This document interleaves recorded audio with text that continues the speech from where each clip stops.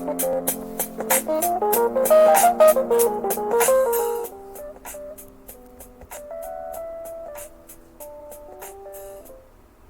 right. Welcome to the Monique Steps Show.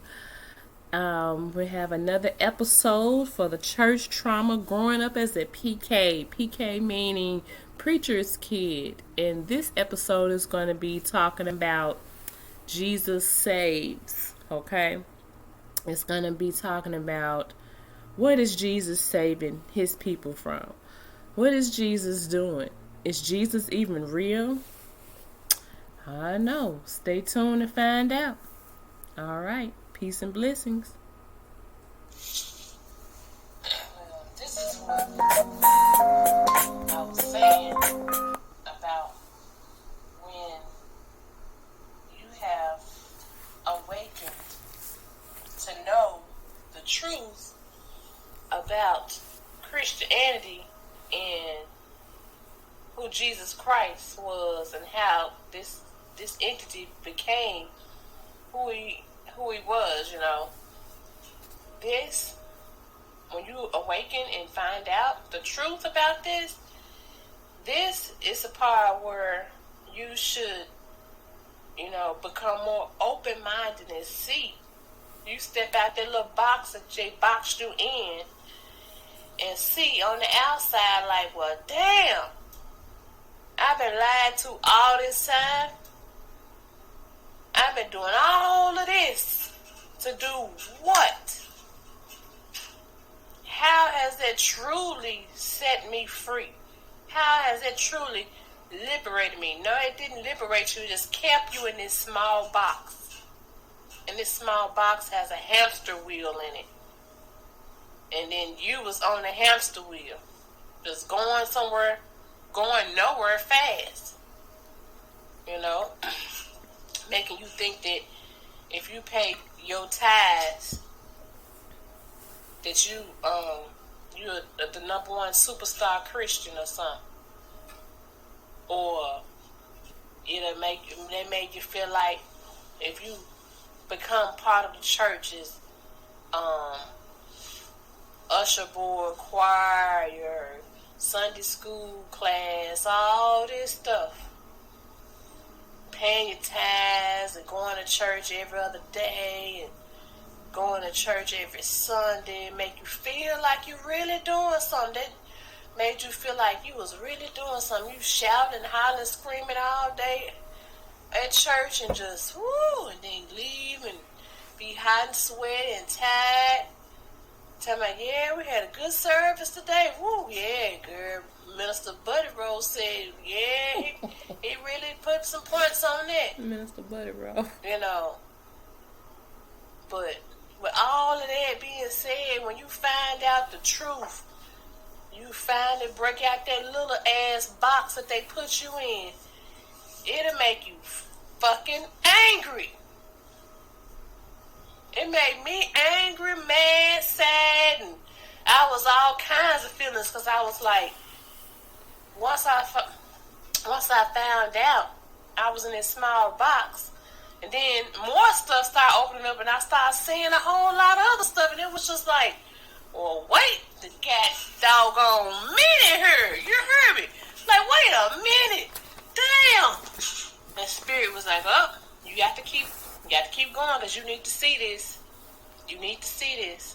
Stuff started being revealed, and I was just, hurt. I was really hurt because I was really putting my all into something that, well, what does it count for? What does it truly do for your soul, for your spirit? They're talking about, oh, Jesus saves. What is he saving when all this calamity and crazy stuff going on in the world? What is he saving, though?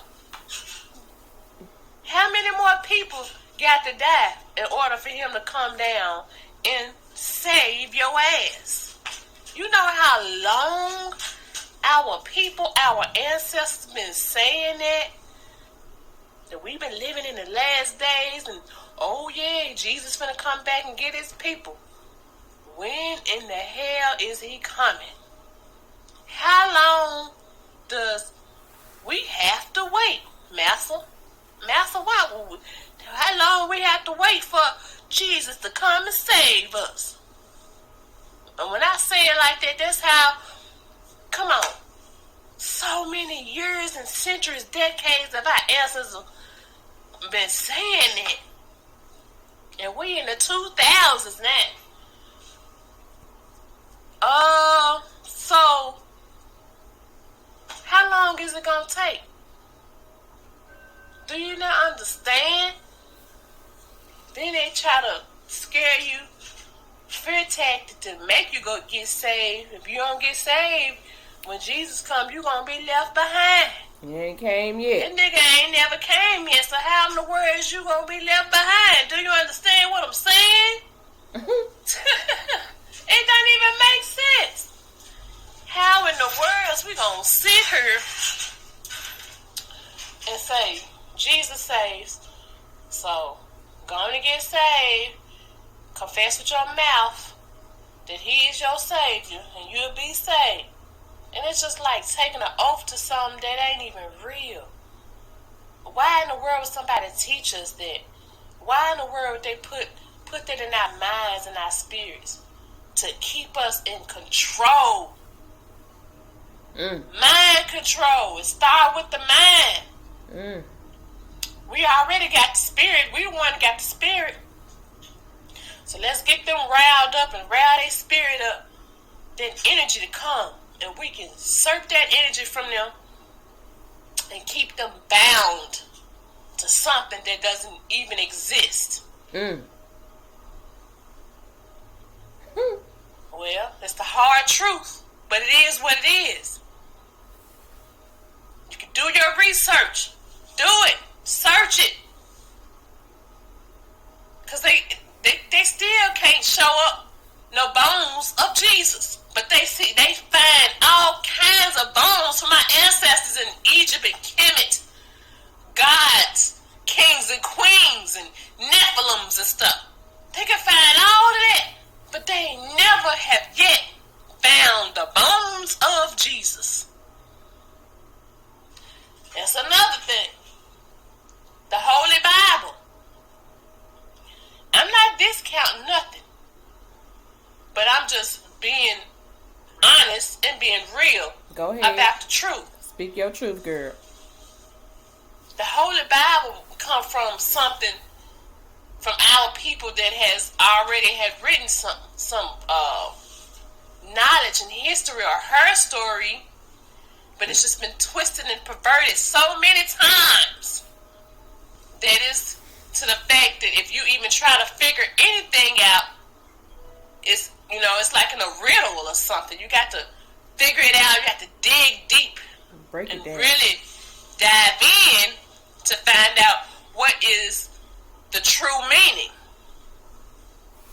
But when you go to these churches today and they quote scriptures, people change and add and subtract all kinds of stuff just to fit what they so-called saying that the Lord gave them a message to speak to the people. So, who validated that by the book to be so 100? Like, as long as if you speaking about something, as long as you quote a few scriptures, that would make it right. We've been trained and played and toyed with in our minds for so long that we believe in this stuff and make it real and sound real. It's like believing your own lie. And when you believe in your own lie, it's hard to shake it. So if you meant to wake up and see the truth, that time will come. You might awaken listening to this. Maybe. But hey, I'm just speaking my truth because I have spent a lot of my youth in church. Stop screaming. Get some more oil. So, I can speak from my own experience and just be honest and be real with you. I ain't trying to convince nobody or nothing, but I'm just speaking my truth. All this stuff they've been telling us about the Bible and trying to make us feel like you're a good person. You're a good person if you do this and do that. But if somebody over here wants to meditate and pray, and if they want to look at Buddha or what's another? If they're a Muslim or something else, you with the devil, you do the witchcraft stuff. And that's a whole nother subject right there. They call spirituality witchcraft. They call the men and women, the women witches and the men warlocks.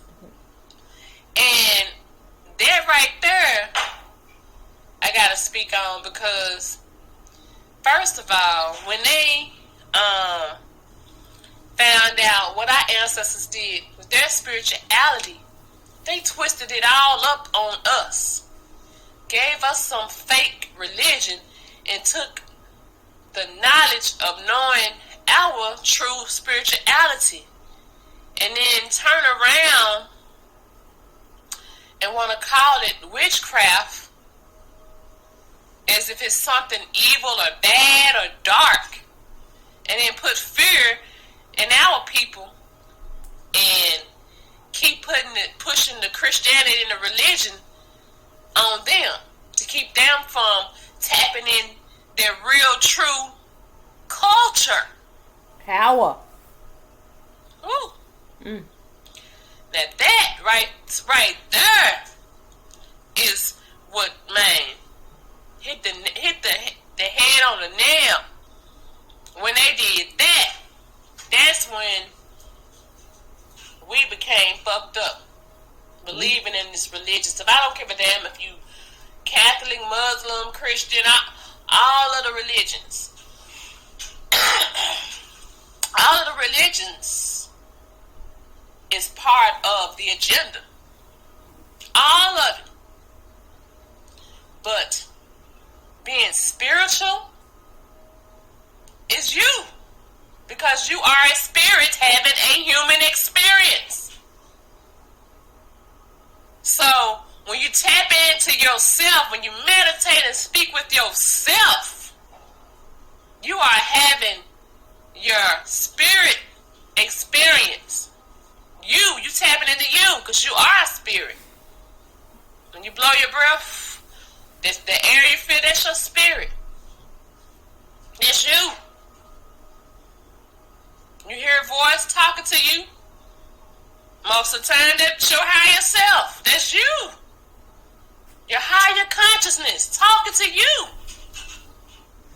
But we so been bombarded with all kinds of distractions. So many distractions to keep us from tapping in with ourselves.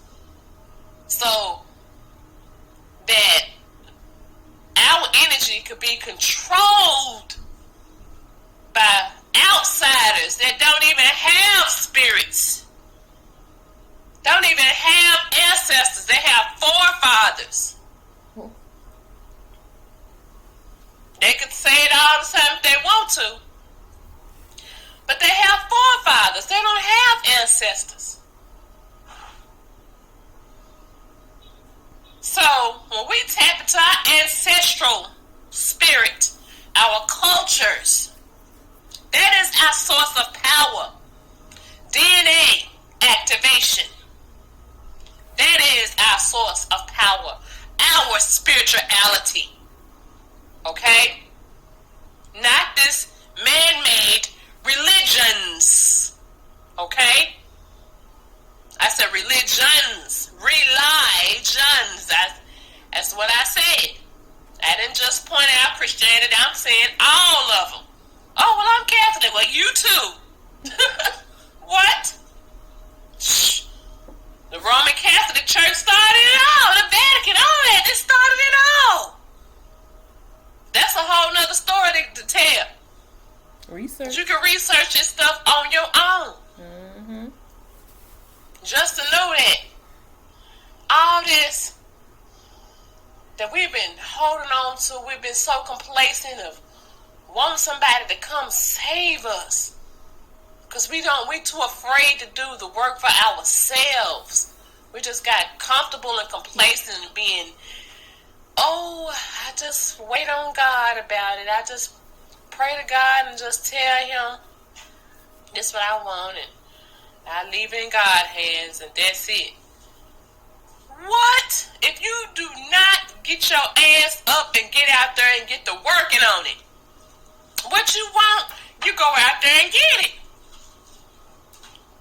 It ain't no damn check gonna fall out the sky nowhere. I ain't never seen one in my life. I say, okay, check. I need a $50,000 check. Bing! It fall out the sky. Nah. Oh, I just pray to Jesus. He gonna make a way. And if something happens, that means because you have did some kind of work. You done picked up the phone and called those people. Or you done ran into somebody that knows somebody and you said something. But you want to turn around and give all the credit to who? Somebody that don't even exist. Somebody that don't even know who you are. Because they don't exist. That's just straight up. I know I'm going to get a lot of people trying to say something if they listen to this. But I don't care. I'm speaking my truth. And that's another thing. Man, especially Christians are so judgmental about somebody being this. If you ain't a Christian, oh man, you just the devil. Man, take that shit on somewhere. Okay? You can believe in whatever you want to believe. You got your own choice. Mm-hmm. But I don't subscribe to the bullshit no more. I am learning to remember to know who I am. I learned to remember. My lineage. My ancestors. Yes, I light the candles up for my ancestors. Yes, I light my incense up for my ancestors. I light all my candles up. I put out liquor, drinks, coffee, candy, whatever they like, whatever they ask me to put out on my table. I sure do. Feed my ancestors. Talk with my ancestors. Consult with my ancestors. Mm-hmm. And show them love and gratitude. I sure do. And that's how I stay connected and blessed. Blessed. Okay? You connecting with yourself because your blood runs through your veins, your DNA from your people. Okay? Your passed down loved ones, your mom, your dad, or your grandparents, great-grandparents, aunties, and uncles that passed down. We're not supposed to forget them. We're supposed to honor our ancestors. Let them know that they are loved and thought about and missed. So, that's another story on that. But I just want to come out here and just speak my truth. I want to come out here and speak my truth and say what I need to say because it was on my mind. And hopefully someone listen to this and maybe come to their aha moment. Light bulb come up. Bling! Okay? But anyway, I'm going to check out. This is Monique Steps. I am checking in, checking out. Peace out. Take it one step at a time. Much love to everyone.